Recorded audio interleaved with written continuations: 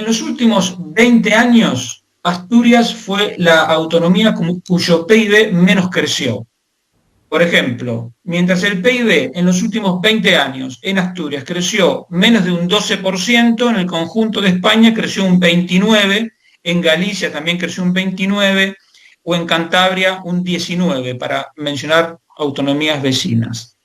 Al mismo tiempo, dada esa menor expansión de la economía, fue también la segunda comunidad autónoma donde menos creció el empleo. En 20 años, el número de ocupados en Asturias aumentó menos de un 6%, algo similar a Galicia, pero en el conjunto de España creció un 19%, en Cantabria creció un 16%, por no mencionar el caso de Madrid, que creció un 24%.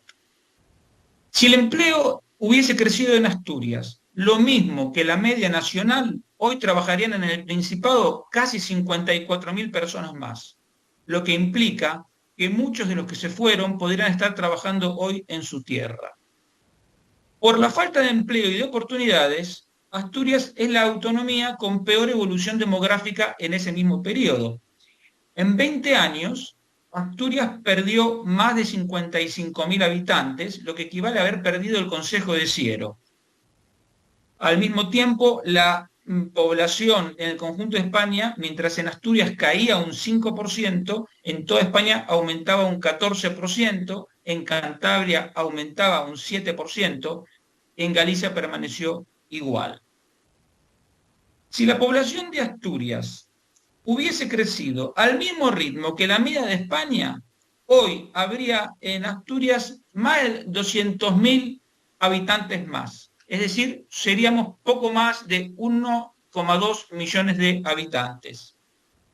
El empobrecimiento relativo que está sufriendo Asturias equivale a haber perdido la ciudad de Oviedo. La eventual cooficialidad de la lengua sería profundizar en esta tendencia. ¿Por qué?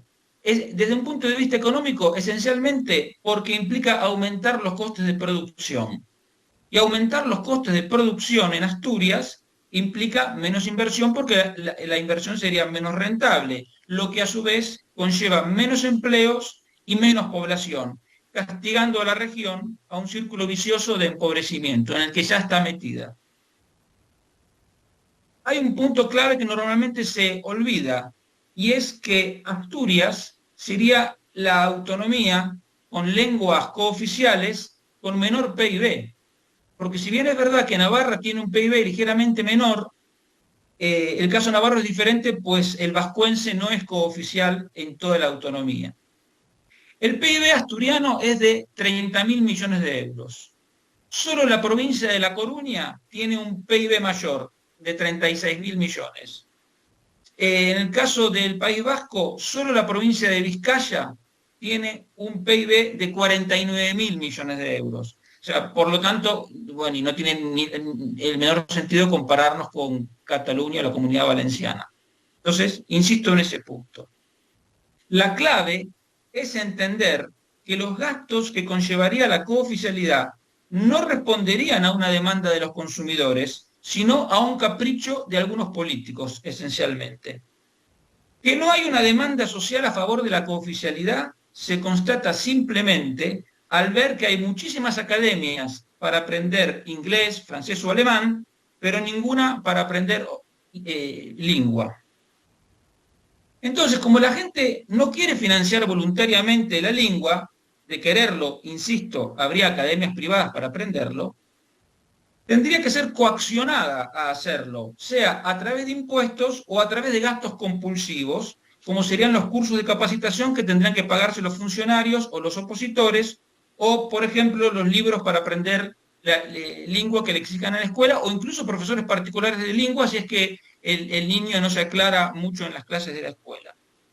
El punto es que ese desvío de recursos hacia actividades no deseadas por los consumidores implica una peor asignación de recursos y, dado que los recursos no son infinitos, una menor demanda de otras cosas que sí son deseadas por los consumidores. Para poner un ejemplo simple, el dinero que tengan que gastar los opositores para aprender lengua no lo podrán gastar en sidra, en fabada o en cachopos. Entonces, en la economía asturiana ganarían peso actividades no deseadas y lo perderían las actividades que sí son deseadas, lo que implica un menor nivel de vida y una menor productividad.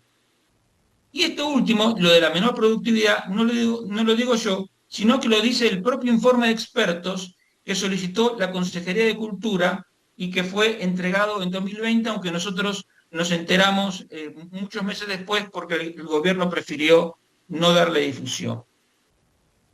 Y en los casos de la autonomía vasca y valenciana que mencionan estos expertos, nos dicen que el vascuense aporta el 4% del PIB, pero lo hace con el 6% del empleo en la comunidad vasca. Y en el caso del valenciano, aporta un 2% del PIB con el 3% de la ocupación. ¿Esto qué quiere decir?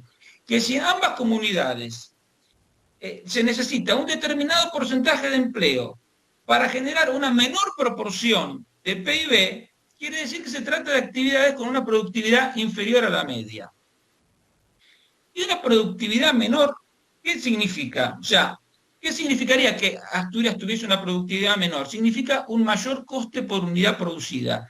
Por eso digo que la cooficialidad implica aumentar los costes de producción, además de contribuir a mantener la desventaja relativa de Asturias, cuya población soporta la segunda mayor presión tributaria, solo superada por la de Cataluña. Entonces, la cooficialidad no crearía empleo, sino que lo destruiría. La cooficialidad no generaría riqueza, sino que la destruiría. La cooficialidad no impulsaría la productividad, sino que la reduciría. La cooficialidad reduciría también la renta disponible de las familias y la cooficialidad implica mantener el impuesto de sucesiones. Por lo tanto, desde el punto de vista económico, la cooficialidad sería ruinosa, motivo por el cual, aunque la sociedad asturiana quisiera llevarla a la práctica, cosa que en realidad no quiere, tampoco se lo podría permitir. Muchas gracias.